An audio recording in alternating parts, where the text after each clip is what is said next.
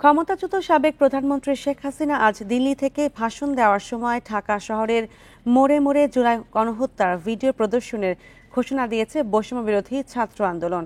মঙ্গলবার রাতে সামাজিক মাধ্যমে সংগঠনটি এই ঘোষণা দেয়।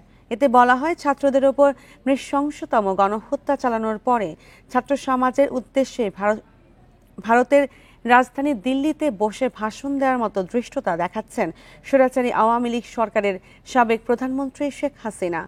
এমন নির্লজ্জতার প্রতিবাদে আজ রাত ৯টায় ঢাকা শহরের প্রত্যেক মোড়ে জুলাই গণহত্যার ভিডিও ডকুমেন্টারি ও ছবি প্রদর্শন করা হবে। এই কাজে সবার সহযোগিতা কামনা করেছে বৈষম্য বিরোধী ছাত্র আন্দোলন। পাশাপাশি দেশের সব সরকারি বেসরকারি টিভি চ্যানেলে জুলাই গণঅভ্যুত্থানের